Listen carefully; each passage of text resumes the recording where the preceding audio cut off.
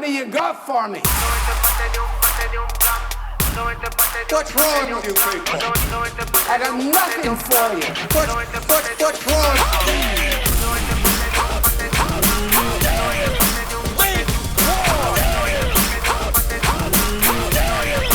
You're not David. How y'all feel this morning? I feel rotten. That's how I feel. Well, that was enough for me. We could have had the benediction right there. That was so good. What's going on, everyone, and welcome to The Reformatory, the podcast for the local church and by the local church, and we are your local churchmen. My name is Josh, and I am here, as always, with the faithful, the illustrious, the inevitable, Captain Jack. Am I Joe Thanos now? Joe Thanos? Joe Thanos Thorne? That's right. That's right. Jack, it is good to see you, my man. How are you? What's the hat today? Is this baseball? Yes. Okay. Yeah. All right. I just wanted to make sure. Yeah. Gotcha. Okay. All right. Good to know. Good to know. Jack, it's good to see you. Last time I saw you, we were in complete disarray of ourselves with the amount of Italian food that we had. Oh yeah, very enjoyed. much so. Yes. We were able to get together for your birthday, and that was a really good time. That was a lot of fun. Okay, so I have to ask you, and I want an honest answer. All right. Okay. I want you to be honest with me. I want you to be honest with our listeners, because we're honest with our listeners. All right. Yes. For a few weeks working up to your birthday, I had been hyping this Italian restaurant. I will say quite viciously, if I can use that term, right? Yes. Would you say that upon now having experienced it for yourself, did it live up? And might I add, having also the experience of being fresh off a trip to Rome itself, in which you engaged in some amazing Italian food frivolity, would you say that this restaurant lived up to the hype that I gave it? Okay, so I will say there's a couple elements to the restaurant that really, that lended itself well to it. First of all, the ambiance. Yes. Where you had candlelight, stuff like that going. That really lended itself well. Can't be beat. And you had the accordion playing in the background. That was like the 1-2 punch. I feel like kind of set the mood. And then you did have all the accoutrements, if you will, of Italian fare. Yeah, man. That were pretty much spot on. So I would say that it was firing on all cylinders. It was good. The steak that you got, dude. Yeah, it was pretty coconuts. It was it was on it was on par to what I ate back in Rome, which back in Rome, that steak was really good too. So which is something to say.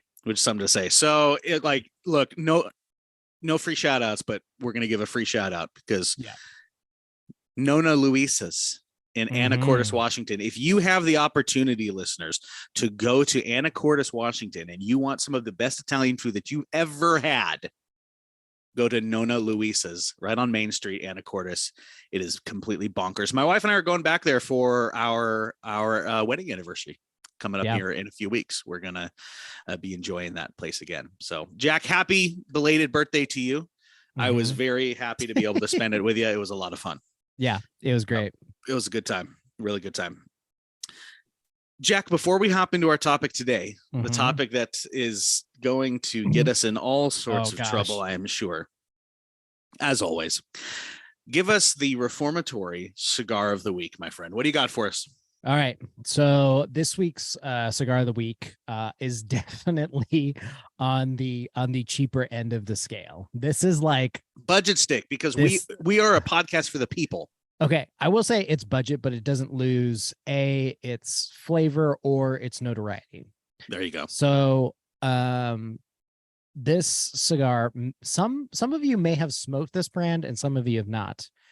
I feel like a lot of people underrate this cigar by a lot and this brand. And it is called Crown Heads. Oh yeah. Mostly it's a Nashville East Coast kind of brand. I feel like on the West Coast, a lot of people don't get it just because of the suppliers and all that distribution rights, whatever you have there. But anyway, it's called the Crown Heads Juarez OBS. These guys are like really quick smoking cigars. This is like a 4 and 3/4 by 52. So it is like, okay, so it's like a lunch break cigar, basically. Yeah, it's basically what I talked about last week. Only this has the burn rate. It's not as quick. It's a little bit slow going burn rate. Okay. So this is a cigar. I think this is an offshoot of a line that John Huber, the creator and the owner of Crown Heads, did, in which he basically had this cigar called Jericho Hill, which was a riff off of the Johnny Cash song. Yeah. And this was like a kind of subgenre to that, in which the Juarez was like talking about, Johnny Cash being thrown in jail down in Mexico in Juarez. Yeah. So a lot of these are like very Johnny Cash associated or like near Johnny Cash. He's probably a fan. Yeah. In any case, so this is, like I said, this is a shorter kind of lunch break cigar. Doesn't lose its flavor. Tasting notes are going to be very earthy and cocoa-y.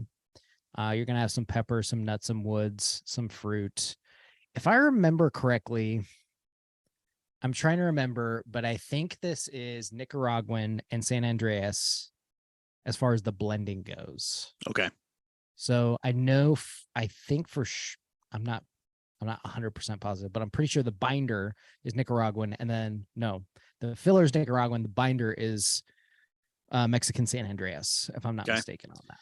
And that's the one right there, right? Yep. Yes, it is. Yeah. So that's what it looks like for those on video. The Juarez. There's a bowl on it. Has big old Juarez. Price right. on it. What you got? What I've seen per cigar, $5.96. $5.96. Dude, that might be the cheapest one that we've done yet. $5.96. That's a good budget. That's a good find there, Captain. I like that. You can get them in bundles, and usually what people do is get them in these huge bundle packs. Yeah. And you actually save more per how many 50 to 100 that you get.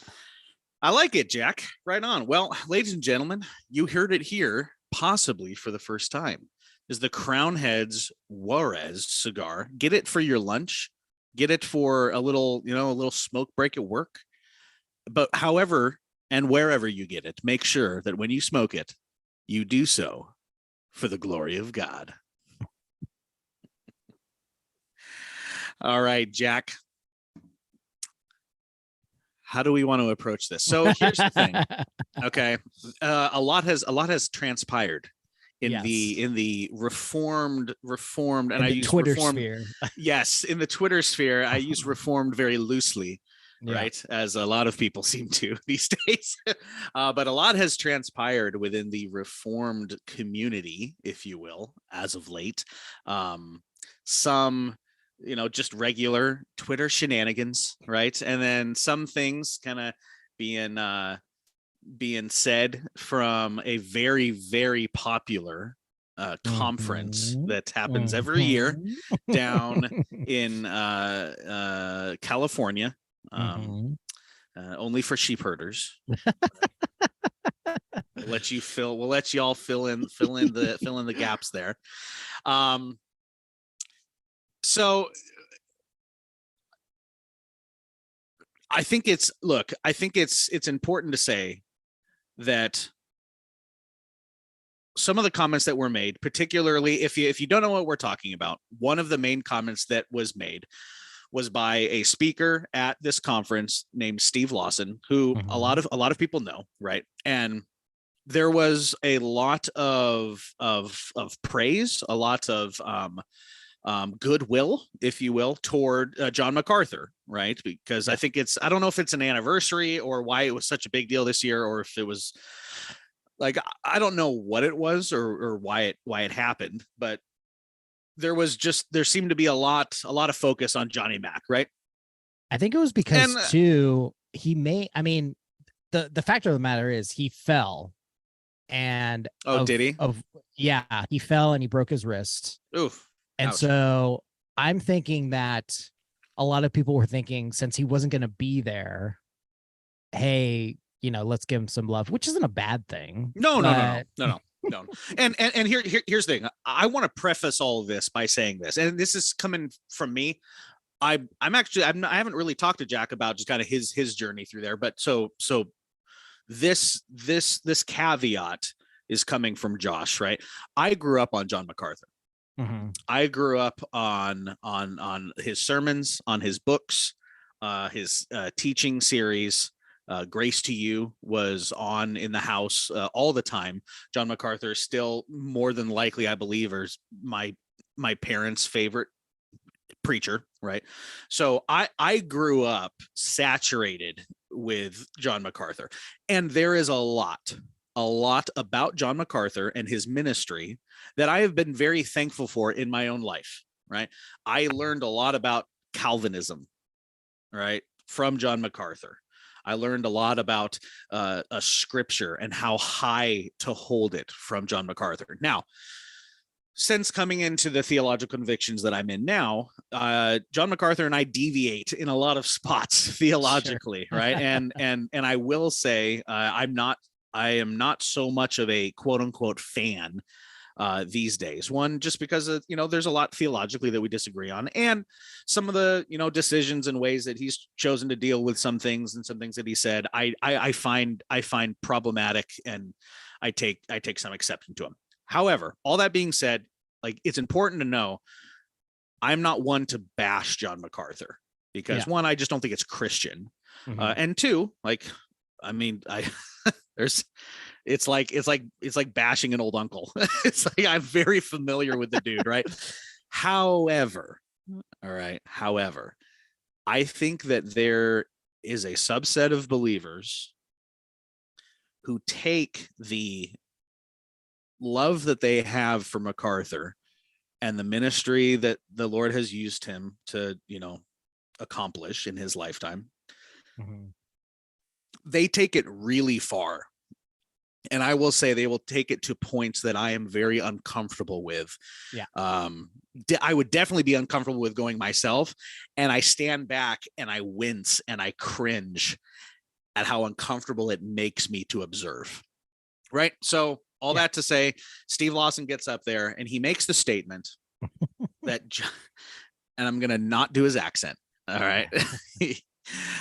He makes the statement that 5% of John MacArthur is worth more than 95% of evangelicalism put together. Uh-huh. Okay.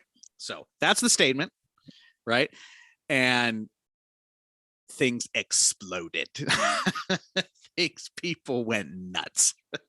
There was also, if what I understood, I was hearing from some other podcasts that were talking about this, and they were like, it was kind of like this almost like hesitancy in the crowd too. And I could kind of sense it too, of like, do we clap at that? It was a very half-hearted clap, because I think some people, it's, and this is part of my problem. Okay. This is a point that I'm going to make, and I'm going to use the clap to use it as an example.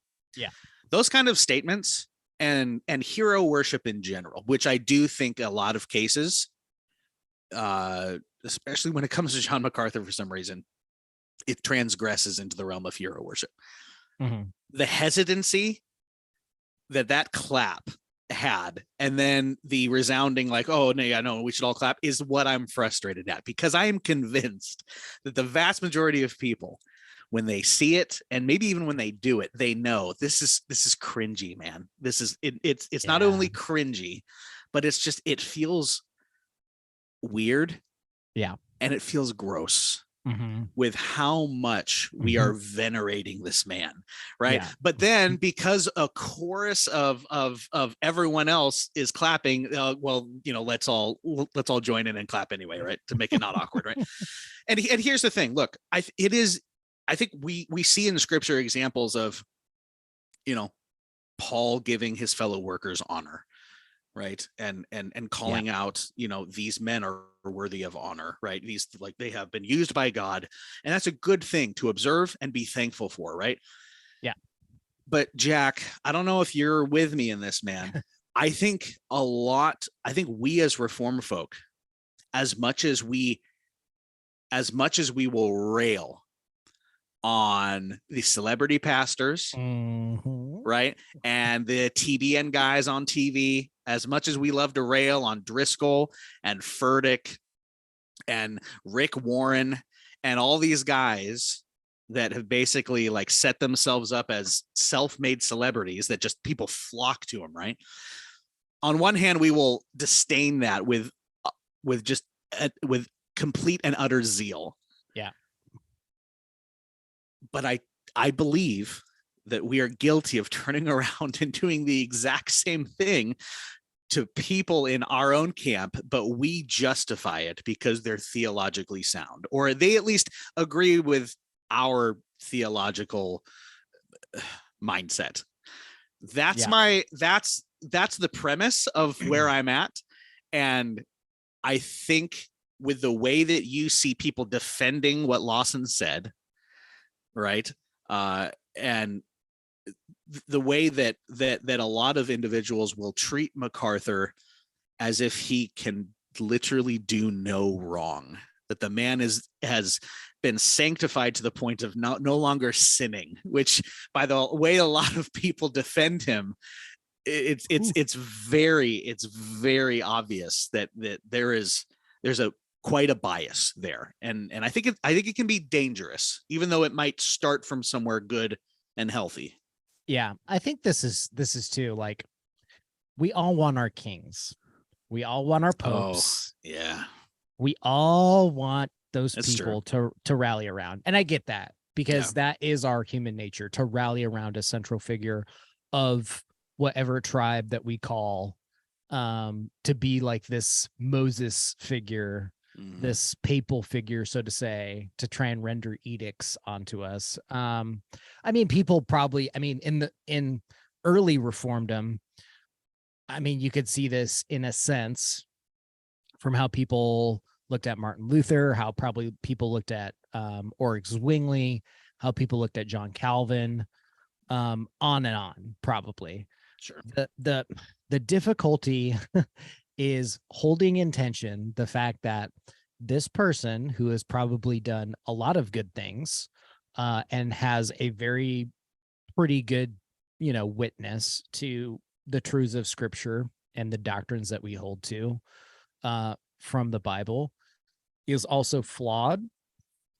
He also has not made, you know, 100% good moves and good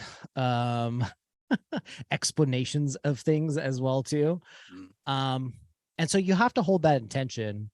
And I think some people who hold a certain person, a certain teacher, anybody with a certain amount of zeal, like, we have to go back to, are we starting to creep into the hypocritical, just as we rail on the prosperity gospel people?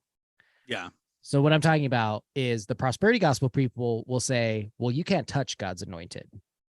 Right. Yeah. You know? Yeah. So sure. Don't even try that. Are we saying the same thing with certain other leaders that we may hold up in high regards and have had significant amount of impact on our spiritual walks? Yeah. It's something to take kind of, it's something to take inventory over.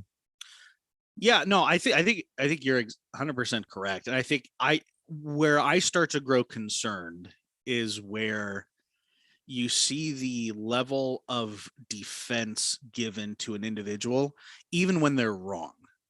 Right. Yeah. So John MacArthur has said wrong things, and he has said things in a wrong way.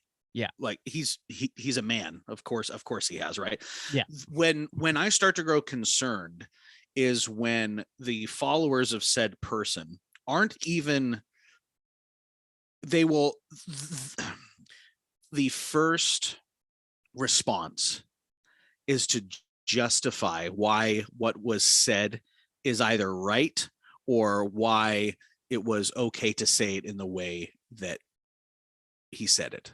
Right. Sure. I see that a lot with certain individuals in the Reformed camp where they truly do get a pass on so many things, not only theologically or factually incorrect things, but how they say those things. Whether, you have somebody on Twitter, I'm not going to name names, but you have somebody on Twitter who's just a bully, right? Who just says, who literally, it looks like they open the app and they choose violence 100% of the time, right? Yeah. But the followers of these people that do this are so quick to justify why it's okay. Yeah. And why it's fine for this person to say what they say and to say what they say, how they say it. Right. And that's when I really start to become concerned, is when I see a lot of that justification happen with these individuals. It starts to make me question, okay, are you actually following this person with discernment and utilizing discernment that comes from the Word of God, or are you just following the person because it's popular to do so? Right. Yeah. Or they stand for, this theological concept or this political concept or whatever it is that you hold on to very tightly. So they basically can do no wrong. Like, as long as this person holds this ideal, they can, say whatever they want to say, and I'm still gonna be their guy. Right. Yeah. And let's be honest. And look, I'm not coming at this as someone who thinks that they have this all figured out or that I've got it in my back pocket. We all do this. We all have our favorite people, right? But we see so much on social media, so many of these individuals getting a pass for things that they say or saying things in certain ways. And it's saddening to me, because what that tells me is that the level of dedication that these people have for these figures has crossed a line from appreciation and thankfulness into a type of hero worship. When you start to lose discernment and you start losing the ability to be objective and to actually be like, this guy's solid on a lot of things, but that was off base. Yeah. That was way off. And that was actually really wrong.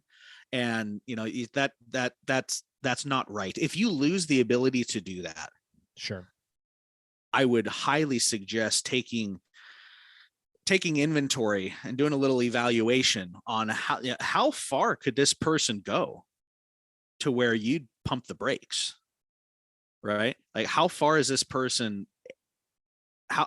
How deep does this person's influence have on you? You know what I'm saying? Because when I see stuff like that, I start to grow concerned, because it's like, man, this. Like, that person said this and it was just wrong. It was just flat out factually wrong. And they said it kind of a jerk. And you gave him amen and praise hands in the comments, and I'm starting to wonder, where's the discernment here? You know what I'm saying? Yeah. Yeah. I think, it's, how far are you willing to go to back that person that has had so much influence on your life? Are you willing to double down when they double down? Are you willing to triple down when they triple down? Just it could go tit for tat back and forth. Versus, I don't agree with what they said. Like, you can just stop it at that. You can be like, hey, I have appreciated this person in the past. I think that what they said right there was completely not representative of good. You could X, Y, or Z, fill in the blank right there. But I think too, as well, I think what we've seen in the last couple years is people rallying around certain central figures within, let's be honest, John MacArthur is, if he doesn't like it, he's still part of the evangelical world. And he's he is. and he's still an evangelical leader. No, I mean, he's let's be fair, he's the top 5% though, right? I mean, Josh and I were debating about calling us the 95% now. Should have opened with it. Doggone it, dude. I had a 5-pack of cigars on that bet, didn't I? Oh, yeah, you did. No. So you missed out, Joshy. Doggone it, dude. I was gonna do it too. Shoot. In any case, well. So I mean, Man. You put yourself on a Fresca can. That's as evangelical as you're gonna get, right? See, and look, you know what's so funny is that like that's not even the thing I'm frustrated at. Like, I think it's weird and cringy, and honestly, kind of, if I can not date myself, but like, that was like one of the biggest okay boomer moments ever. Yeah. It's like, okay, the dude likes Fresca. Yeah. So you put his face on a can. Okay, whatever. Sure, fine. Like, I don't care. It's weird. I think it's weird and kind of hokey, but like that wasn't the thing that I was frustrated at, because it's just like, yeah, look, your pastor likes Fresca, so you get him like I would do that to one of my pastors. Probably wouldn't spend, I guarantee you they spent a crap ton of money on that. That I might have a little bit more of an issue with than the actual thing is how much money did you spend on putting MacArthur's face on a Fresca can? Because and did Fresca sign off on this? That's what I want to know too. Are they sponsoring? Yeah.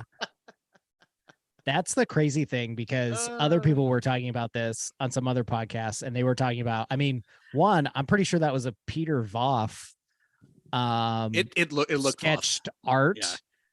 We all know that he's pricey. Let's not beat around the bush on that one. And then on top of it, you put it on a Fresca can. Okay, you're gonna have to attain some sort of packaging deal with them in order to produce 500 to 1,000 cans of lemon Fresca here, people. So seriously, dude. Oh my goodness. Yeah, that was not the greatest use of your money, Grace, to you. In my opinion, not. No. Like I said, I'd have more of an issue with that than the actual thing. Like, I think putting his face on whatever, that's fine. I don't care. But Jack, let's bring this into the kind of the realm where you and I sit and where we make camp, and that's the local church, right? Yeah. Because I think there's a reason Jack and I wanted to talk about hero worship, and that's just because I think that one of the places in evangelicalism, in reformdom specifically, where you see the greatest detriment and damage done from hero worship and just kind of that mentality that a lot of us have is in the local church. Yeah. Because what ends up happening, and it's very insidious. I think it's important for people to understand that this problem is so insidious that it can creep in without you even knowing or realizing it's happening. And that your loyalties, your ear, your emotions, your energy will be so focused on these conference speakers or these authors or these podcasters, right? Because they say so much that you agree with, that you tend, without sometimes even realizing it, you're going to these individuals for guidance, wisdom, information, before you go to your own pastors. And the loyalties that you have, and I don't even really like that word loyalty, because it brings up so much negative connotations. Like what I mean by that is the people that you go to first. Like, these are my guys. You know what I'm saying? I would say like your doctrinal preferences, maybe. Sure. There you go. Yeah, that's fine. You are defaulting.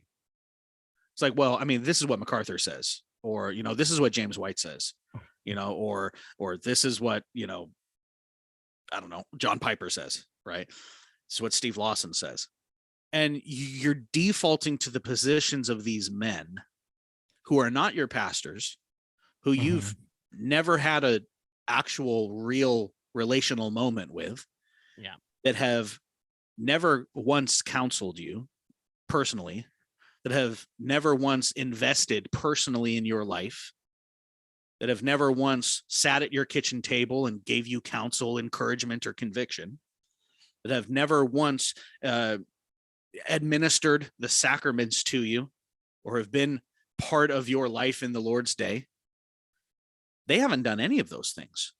Yeah. But the men that have, your local church pastors that are faithfully serving you in ways that you don't even see every week, those are the guys that get the short end of the stick because they don't have the books. Yeah. They don't have the reach. They don't have the popularity. They don't have their face on a Fresca can. Yeah. Right. And that's where I start to become very, very concerned when I see the vitriol of these camps and the way that people will defend the living daylights out of these men, sinful, fallen men who are wrong on so many things because we're fallen. It's going to happen, right? The first thing to feel those consequences is your local church, because now you have more of a doctrinal preference toward what these men have written in their books versus, I wonder what my pastors say. And we forget, like, those pastors have been sovereignly placed in your life by the Almighty to minister to you specifically. Yeah. John MacArthur isn't doing that. Sinclair Ferguson isn't doing that. It's not that we can't be encouraged by the things that they write or the things that we say. Sure. But it's not the same. And we need to realize it's not the same. MacArthur, unless you are going to Grace Community Church in California, John MacArthur is not your pastor. Yeah. And we need to stop viewing him as America's pastor. And I think that might be another thing Lawson said, that like, good gracious, like, America doesn't have a pastor. America has no pastor. America needs no pastor. go full Boromir on that. Anyway, Jack, am I off on that? Like, I really feel like it's the local church that gets the short end of the stick. Sure. And I think what we're going back to, and what I go back to as well too, is, as much as we can rail on prosperity gospel tactics and the things that we talk about the prosperity gospel, at the end of the day, we're being hypocritical by repeating those same tactics that they do. We're repeating those if we say that John MacArthur is a super apostle, if we say that he has the status of the apostle. Now, I know that people don't want to do that and don't want to put him on the same pedestal as that, but we're acting like that. We're giving the appearance of that a lot of the times. And I just don't want us to fall into that trap, because, I mean, let's be honest about this. We have epistle written on epistle about the same stuff that went on. We have 1 Corinthians that talks about, hey, are you of Apollos? Are you of Paul? Are you of Jesus? Yeah. Are we going to fall into that trap, or are we going to fall into the trap of, well, in order for you to be an actual senior varsity Christian, you have to be on this team? Like what the Galatians were getting sucked into with the Judaizers. Okay. Sure. So, I mean, pick your flavor. We could fall into any kind of trap because we're prone to that. We just are. Like, our nature is going to drive us towards some kind of tribalism, towards some kind of, let's split this difference and start dividing. Yeah. And because it's a warning too, like, literally, Paul says time and time again in the epistle to the Galatians, like, you will divide and bite and eat each other because you are not loving your neighbor, your fellow Christian, as yourself, because you are not looking at the law in the right direction that the Lord Jesus died for to fulfill. So it's just stuff like that that keeps piling on. And if we don't take inventory, if we don't look at ways in which, oh, wow, and maybe this is a fear for us, I might be wrong. Or saying, oh, no, we're 69. We're 1689 Reformed Baptists. We are the tribe that's not wrong. That's why we're 1689. I think you got that wrong there, Jack. Sorry. If we say something along the lines of, we have it all made out, these people can do us no wrong, these guys can say no wrong, we're falling into a trap where we're going to slowly start drawing a circle to which we draw ourselves out of that circle, because we are not going to fall into that standard of perfection anymore. Yeah. So, I mean, like I said, it's going back to some of the prosperity gospel tactics that we don't like, but we're falling into those traps. Mhm. It's almost like this horseshoe effect. On one side of it, you have, this, but then it just it reeks back up and goes the other way. So, right. Yeah. And look, it's important to say because I think we're almost out of time. We probably got to wrap up here, but look, what we are not saying is that you cannot be thankful for and utilize the faithful work of famous men and women in the faith, right? We're not saying that. Look, everyone knows how much of a fan I am of Papa Sproul and Spurgeon, right? Yep. All right. I love those guys, and I'm extremely thankful to the Lord for the work that they've contributed, the way that they've contributed to the Christian faith, and the way that the Lord has used them to minister to me personally, right? But I'm under no delusion that those men are my pastors, or that those men were somehow right in everything, right? Yeah. And I know that's easy to say, right? And I think everyone listening to this would be like, well, yeah, of course, I don't think MacArthur's right on everything. Okay, sure. I understand that it's easy to say. But what I'm saying is it's a much different scenario when it's actually time to live it out. And the amount of defense that I see toward a man is concerning. Yeah. Right. We need to be okay with calling a spade, calling something wrong, and not let our first response to be to justify and to defend. Because look, like that's not what we're here to do. Right. If the individual is right, the Lord will be their defense. The Lord is the Lord of vengeance. Vengeance isn't something that we take up, right? So it's not that you can't enjoy and be thankful for these, but understand that these men are not your pastors. And that if we allow it to, and like I said, it's insidious how easy this happens, they will distract you from the care and thankfulness. And I keep wanting to use the word loyalty. There is a sense of loyalty. Sure. Yeah. I have a sense of loyalty to my pastors. I'm fine with using that term. They are my pastors. They are the ones that God has put into my life, and I ride or die with my pastors. Obviously, as long as they are in accordance with the word of God, for sure. That's our standard for everything. But I'm going to choose my pastors over any celebrity, big shot preacher or conference speaker that's out there because they're mine. Yeah. And at the end of the day, John MacArthur is not the one that's counseling me. He's not the one that's caring for my soul. He's not the one that understands where I am at in my life and will specifically care for me in the ways that I need. He's not going to do it. Yeah. Neither is Sproul. Neither is Spurgeon, as much as I love those guys. But my pastors will. Yeah. And I'm going to ride or die with them. Yeah. And we need more of that in our local churches. And we need less hero worship and celebrity worship because it's just killing us. Yeah. Right. It honestly is. And social media doesn't help because you have all these little camps and it's literally just like middle school all over again, where you have the really cool, popular kid and all of the